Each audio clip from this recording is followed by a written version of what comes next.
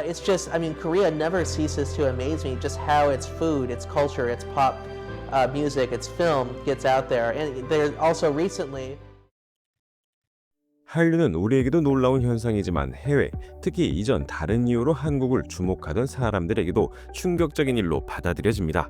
그래서 대체 이유가 무엇일까? 궁금해하는 세계인에게 소위 한국 전문가라 불리는 사람들이 이를 자국이나 세계에 소개하고 설명하는 경우가 많죠.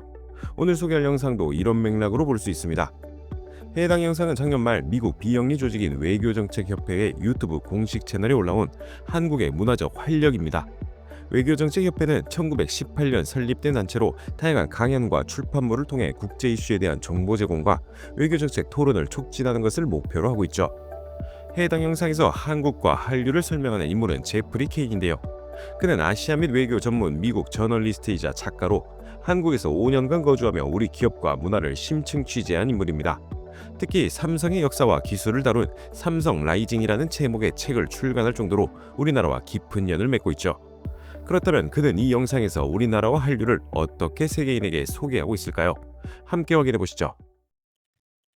I first arrived in Korea as a foreign correspondent in 2009. I was writing for Time magazine back then, and then I became a correspondent at The Economist. I was covering all of Asia. I was basically an Asia correspondent for some of these magazines.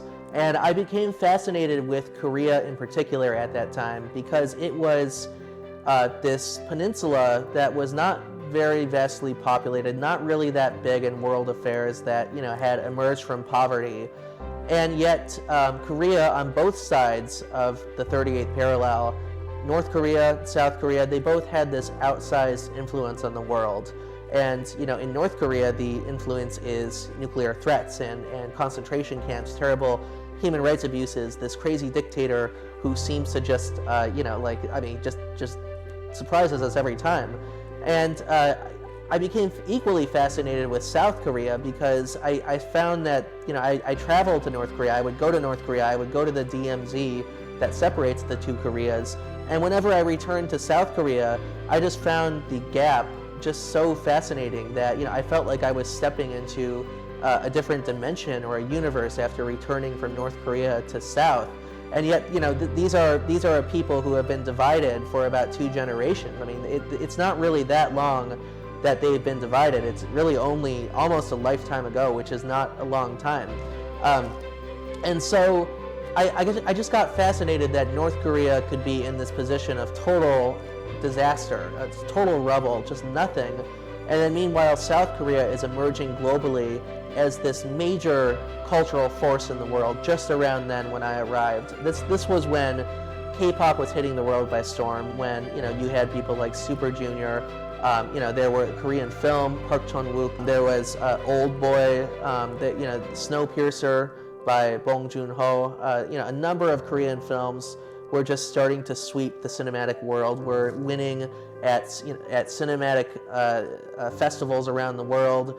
K-pop, and there was Rain at the time. There was Gangnam Style with Psy, came out, became a major sensation. And when I first arrived in Korea, I was actually kind of dismissive of all this. I thought that maybe K-pop would not catch on that big. I mean, maybe it would just kind of be a niche thing that certain teenagers around the world enjoyed. I kind of thought of it as a bubblegum pop, or kind of silly, to be honest. But over time, I was truly I just got so amazed by how this caught on, and how each step along the way, it's almost like the Korean giants, the pop giants and the production houses that I doubted, just somehow managed to get their stuff out there, to just sweep the world. And I think that the final success in this was, for K-pop, it was BTS. And I'm just in awe at how BTS just has managed to do what it's done. I think there are other people who could probably give more detail on how exactly that happened.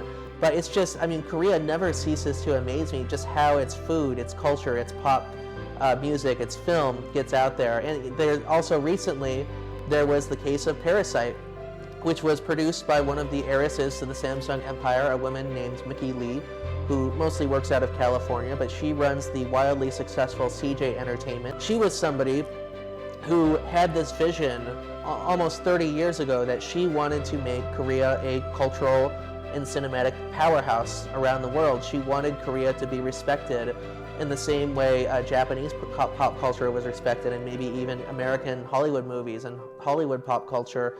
And because of this intense work ethic and this desire to make Korea great, this entrenched nationalism, she managed to produce one of Korea's first big blockbusters, which was a film called JSA. This was, I would say, the film that put Korean pop culture on the map.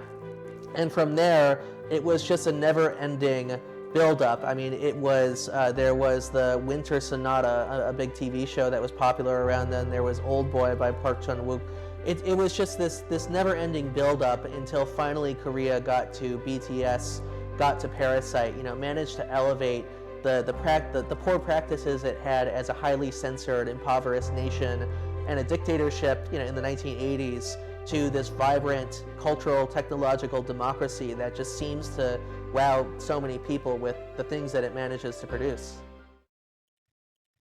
추가로 설명하자면 제프리 케이는 중국 감시 사회를 탐구한 완벽한 경찰 국가라는 책을 쓰기도 했고 2022년부터 퍼듀 대학교 크라흐 기술외교 연구소 자문위원으로 기업, 벤처 캐피털, 정치인들에게 기술 변화 관련 자문을 제공, 활동 중에 있습니다.